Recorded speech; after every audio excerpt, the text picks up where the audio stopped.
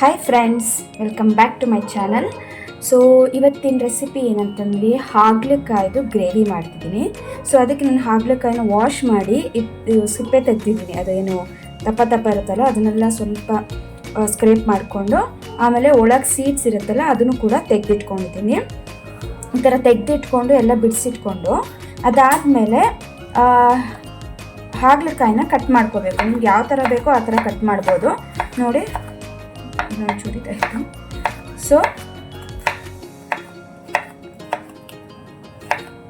ಈ ಥರ ನಾನು ಕಟ್ ಮಾಡ್ಕೋತಾ ಇದ್ದೀನಿ. ಓಕೆ, ಈ ಥರ ಕಟ್ ಮಾಡಿಕೊಂಡು ಒಂದು ಬೌಲ್ಗೆ ನೀವು ಇದನ್ನ ಹಾಕಿಟ್ಕೋಬೇಕು. ಓಕೆ, ಈ ಥರ ಕಟ್ ಮಾಡ್ಕೋಬೇಕು. ಹಿಂದೆ ಇರೋಂಥ ಸಿಪ್ಪೆನೂ ನೀವು ತೆಗೆದು ಒಳಗಿರೋ ಸೀಡ್ಸ್ನ ತೆಗೆದ್ರೆ ನಿಮಗೆ ಅಷ್ಟು ಕಹಿ ಬರಲ್ಲ.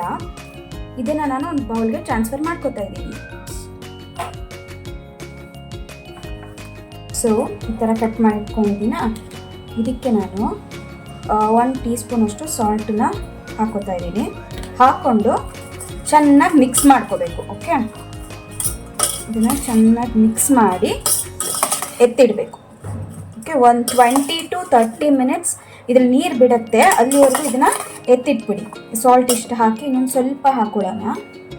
ಇಷ್ಟು 1.5 ಟೀ ಸ್ಪೂನ್ ಅಷ್ಟು ಸಾಲ್ಟ್ ಹಾಕಿ ಚೆನ್ನಾಗಿ ಮಿಕ್ಸ್ ಮಾಡಿ ಇದನ್ನ ಸೈಡಲ್ಲಿ ಎತ್ತಿಟ್ಬಿಡಬೇಕು. ಅಷ್ಟರಲ್ಲಿ ನಾವು ಇದಕ್ಕೇನು ಮಸಾಲೆ ಬೇಕೋ ಅದನ್ನು ರೆಡಿ ಮಾಡ್ಕೊಳ್ಳೋಣ. ಸೊ ಈಗ ಸ್ಟವ್ ಮೇಲೆ ಕಡಾಯಿ ಇಟ್ಟಿದ್ದೀನಿ, ಇದು ಮಸಾಲೆ ರೆಡಿ ಮಾಡ್ಕೊಳ್ಳೋಕ್ಕೆ. ಸೊ ಯಾವಾಗ್ಲೂ ಮಸಾಲೆ ಹುರ್ಕೊಳ್ಳುವಾಗ ಮೀಡಿಯಂ ಫ್ಲೇಮಲ್ಲೇ ಇಟ್ಕೊಳ್ಳಿ. ನೋಡಿ, ಕಡಲೆಕಾಯಿ ಬೀಜ ಇಷ್ಟು ಹಾಕೋತಾ ಇದ್ದೀನಿ. ಇದ್ರ ಜೊತೆಗೆ ಸೇಮ್ ಅಳತೆಗಿಷ್ಟು ಇನ್ನೊಂದು ಬೌಲ್ ಹಾಕೋತಿದ್ದೀನಿ. ಓಕೆ, ಕಡಲೆಕಾಯಿ ಬೀಜ ಎಷ್ಟು ತಗೋತೀವೋ ಎಳ್ಳು ಕೂಡ ಅಷ್ಟೇ ತಗೋಬೇಕಾಗುತ್ತೆ, ಅಥವಾ ಅದಕ್ಕಿಂತ ಕಮ್ಮಿ ತಗೋಬಹುದು, ಬಟ್ ಜಾಸ್ತಿ ತಗೊಳ್ಳೋದು ಬೇಡ.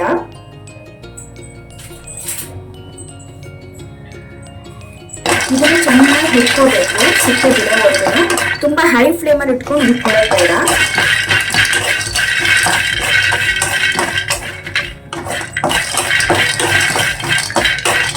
ಈ ತರ ಸಿಪ್ಪೆ ಬಿಡ್ತಾ ಇದೆಯಲ್ವಾ, ಈ ಟೈಮಲ್ಲಿ ನಾವು ಎಳ್ಳು ಹಾಕೋಬೇಕು. ಕಡಲೆಕಾಯಿ ತೊಗೊಂಡಿದ್ನಲ್ಲ ಅದೇ ಮೆಷರ್ಮೆಂಟಲ್ಲೇ.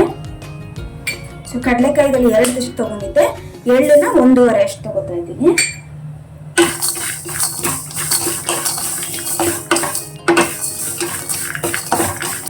ಇದು ಉದ್ದಿನ ಬೇಳೆ, ನಾನು ಏನು ಮೆಷರ್ಮೆಂಟ್ ತೊಗೊಂಡಿದ್ನಲ್ವಾ ಅದರಲ್ಲಿ ಅರ್ಧ. ಕಡಲೆಬೇಳೆ ಅದು ಅಷ್ಟೇ ಅರ್ಧ. ಆಮೇಲೆ ಧನಿಯಾ ಅರ್ಧ. ಅಂದರೆ ಈಗ ಕಡಲೆಕಾಯಿ ಬೀಜ ನೀವು 2 ಟೇಬಲ್ ಸ್ಪೂನ್ ತೊಗೊಂಡ್ರೆ ಎಳ್ಳನ್ನ 1.5 ಟೇಬಲ್ ಸ್ಪೂನು, ಮತ್ತು ಕಡಲೆಬೇಳೆ, ಉದ್ದಿನ ಬೇಳೆ, ಧನಿಯಾ ಇದೆಲ್ಲ ಬಂದ್ಬಿಟ್ಟು 1 ಟೇಬಲ್ ಸ್ಪೂನ್ ಅಷ್ಟು ತೊಗೋಬೇಕಾಗುತ್ತೆ. 3/4 ಟೇಬಲ್ ಸ್ಪೂನ್ ತೊಗೊಂಡ್ರೆ ಸಾಕು ಧನಿಯಾ, ಕಡಲೆಬೇಳೆ, ಉದ್ದಿನ ಬೇಳೆ. ಆಮೇಲೆ ಜೀರಿಗೆ ಸ್ವಲ್ಪ,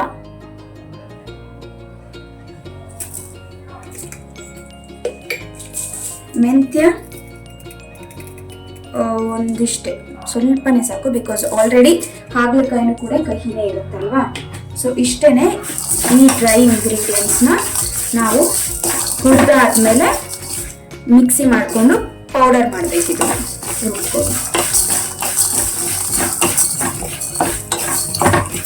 ಇದು ಹುರಿದಾದ್ಮೇಲೆ ಬಿಸಿ ಆರಿದ್ಮೇಲೆ ನೀವು ಪುಡಿ ಮಾಡ್ಕೊಳ್ಳಿ. ಹಾಗೆ ಪುಡಿ ಮಾಡಿದ್ರೆ ಅದು ಎಣ್ಣೆ ಬಿಡತ್ತಲ್ವ ಕಡಲೆಕಾಯಿ ಮತ್ತು ಎಳ್ಳು, ಸೊ ಅದು ಜಿಡ್ ಆಗುತ್ತೆ. ಅದಕ್ಕೋಸ್ಕರ ಮಿಕ್ಸಿ ಜಾರ್ಗೆ ಟ್ರಾನ್ಸ್ಫರ್ ಮಾಡ್ಕೊಂಡಿದ್ದೀನಿ. ಇದನ್ನು ಪುಡಿ ಮಾಡ್ಕೋತೀನಿ. ಅಷ್ಟರಲ್ಲಿ ಬೇರೆದು ಮಾಡ್ಕೊಳ್ಳಿ. ಇದು ಆರೋ ಅಷ್ಟರಲ್ಲಿ ನಾವು ಬೇರೆ ಕೆಲಸ ಮಾಡ್ಕೊಳ್ಳೋಣ.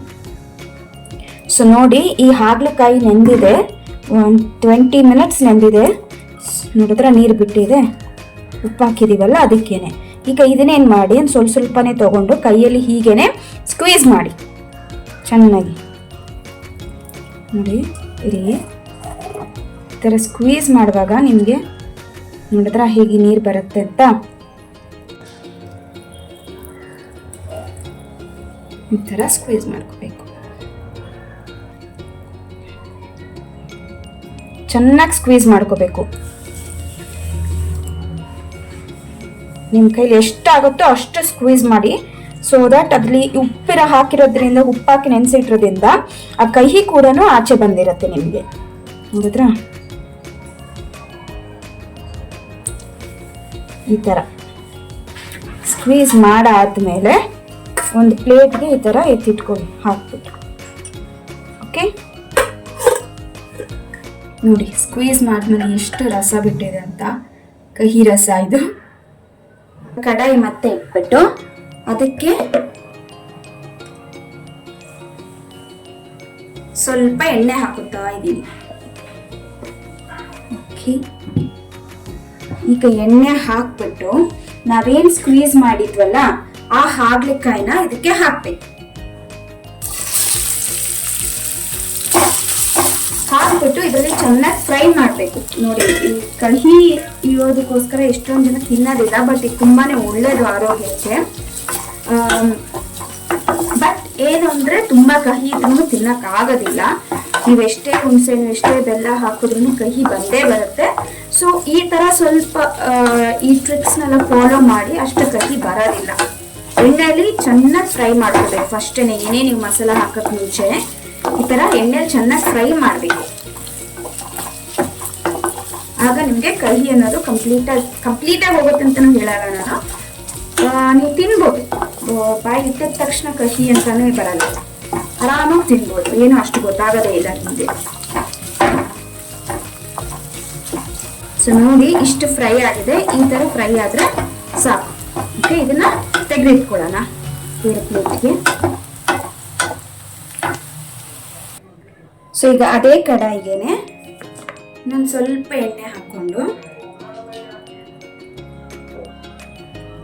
ಓಕೆ, ಇಷ್ಟು ಎಣ್ಣೆ ಹಾಕಿದ್ರೆ ಸಾಕು. ಇದಕ್ಕೇನೆ ಸ್ವಲ್ಪ ಸಾಸಿವೆ, ಆಮೇಲೆ ಸಾಸಿವೆ ಸಿಡಿಲಿ. ಈಗ ಸಾಸಿವೆ ಸಿಡಿದ್ಮೇಲೆ ಸ್ವಲ್ಪ ಹಿಂಗು, ಆಮೇಲೆ ಕರಿಬೇವಿನ ಸೊಪ್ಪು, ಆಮೇಲೆ ಇದು 4 ಮೀಡಿಯಂ ಸೈಜು ಈರುಳ್ಳಿ ಸಣ್ಣದಾಗಿ ಹೆಚ್ಚಿರುವಂಥದ್ದು.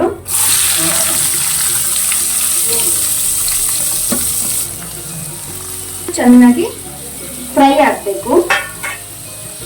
ಓಕೆ, ಸೊ ನೀವು ಈ ಗ್ರೇವಿ ಬಂದ್ಬಿಟ್ಟು ರೈಸ್ಗೆ, ಚಪಾತಿಗೆ, ಆಮೇಲೆ ದೋಸೆಗೆ, ಇಡ್ಲಿಗೂ ಕೂಡ ಚೆನ್ನಾಗಿರುತ್ತೆ. ಯಾವಾಗಲೂ ಒಂದೇ ಥರ ಚಟ್ನಿ ಮಾಡೋದಕ್ಕಿಂತ, ಸಾಂಬಾರು ಮಾಡೋದಕ್ಕಿಂತ ಈ ಥರ ಗ್ರೇವಿ ಕೂಡ ಮಾಡ್ಬೋದು. ಜೊತೆಗೆ ಮಕ್ಕಳು ಕೂಡ ತಿನ್ಬೋದು.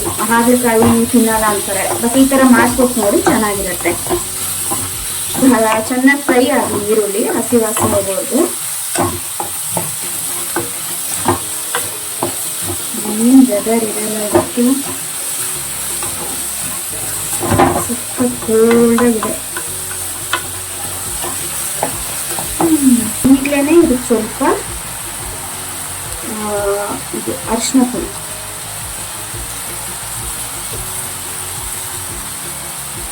ಸ್ವಲ್ಪ ಅರಿಶಿನ ಪುಡಿ ಹಾಕೊಂಡು ಹಾಗೇನೆ ಎಣ್ಣೆಗೆ ಫ್ರೈ ಆಗಲಿ ಈರುಳ್ಳಿ. ಸೊ ಈಗ ಈರುಳ್ಳಿ ಚೆನ್ನಾಗಿ ಫ್ರೈ ಆಗಿದೆ, ಅದಕ್ಕೆ ಸ್ವಲ್ಪ ಶುಂಠಿ ಬೆಳ್ಳುಳ್ಳಿ ಪೇಸ್ಟ್ ಹಾಕೋತಾ ಇದ್ದೀನಿ. ಅದನ್ನು ಚೆನ್ನಾಗಿ ಫ್ರೈ ಮಾಡ್ತೀನಿ.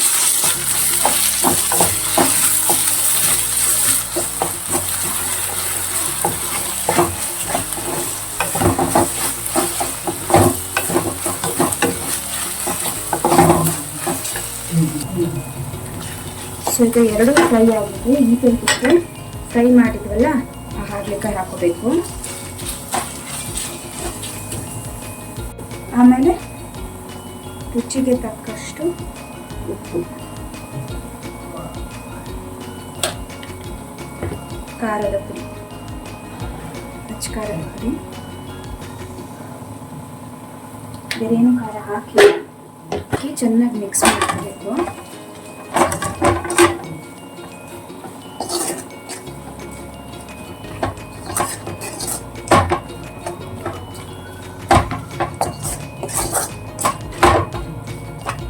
ಚೆನ್ನಾಗಿ ಮಿಕ್ಸ್ ಆದ್ಮೇಲೆ ನಾವೇನು ಪೌಡ್ರ್ ಮಾಡಿದ್ವಲ್ಲ ಮಸಾಲೆ, ಆ ಡ್ರೈ ಪೌಡರ್ನ ಹಾಕೋಬೇಕು. ಹಾಕೊಂಡು ಚೆನ್ನಾಗಿ ಮಿಕ್ಸ್ ಮಾಡಬೇಕು. ಓಕೆ, ಸೊ ಆ ಪುಡಿನ ಹಾಕಿ ಹಾಗಲಕಾಯಿ ಜೊತೆಗೆ ಚೆನ್ನಾಗಿ ಮಿಕ್ಸ್ ಮಾಡ್ಕೋಬೇಕು. ಓಕೆ,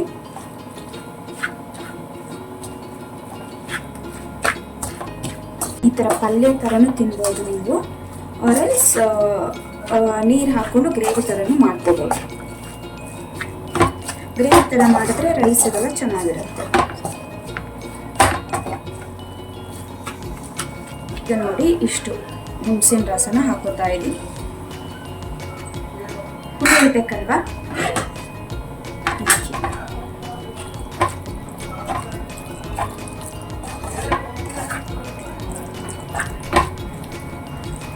ಈಗ ಹುಳಿ ಹಾಕಿದ ಮೇಲೆ ನೀವು ನೀರು ಹಾಕಿ ಅಡ್ಜಸ್ಟ್ ಮಾಡ್ಕೋಬೇಕು. ಎಷ್ಟು ನಿಮಗೆ ಥಿಕ್ನೆಸ್ ಬೇಕೋ ಆ ಥರ ಅಡ್ಜಸ್ಟ್ ಮಾಡ್ಕೋಬೇಕು. ನೀರು ಹಾಕಿದ್ದೀನಿ, 2 ಕಪ್ ಹಾಕೋತೀನಿ ನೀರನ್ನ.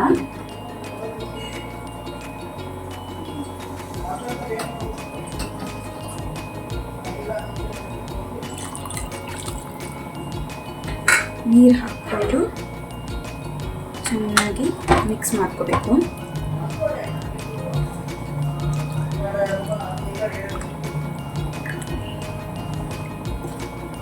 ಮಿಕ್ಸ್ ಮಾಡಿ ಚೆನ್ನಾಗಿ ಕುದಿಯೋಕೆ ಬಿಡಬೇಕು. ಇದನ್ನ ಮತ್ತೆ ನೀವು ನೀರು ಹಾಕ್ಬೋದು.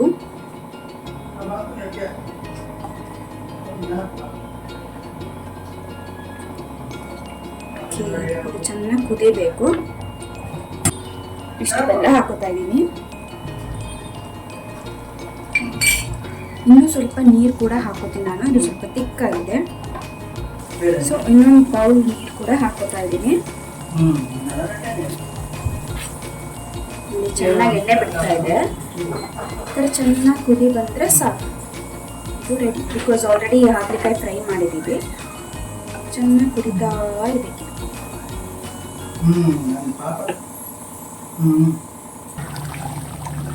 ಸೊ ಈ ಥರ ಕುದೀತಾ ಇದೆಯಲ್ಲ, ಈಗ ಕೊತ್ತಂಬರಿ ಸೊಪ್ಪನ್ನ ಉದುರಿಸ್ಬೇಕು. ಇಷ್ಟೇನೆ, ಹಾಗಲಕಾಯಿ gravy ready. Thanks for watching my video. Please ನನ್ನ ವಿಡಿಯೋನ ಲೈಕ್ ಮಾಡಿ, ಶೇರ್ ಮಾಡಿ, ಮತ್ತು ಮರೀದೆ ಕಾಮೆಂಟ್ ಮಾಡಿ. ಬಾಯ್ ಬಾಯ್, ಟೇಕ್ ಕೇರ್.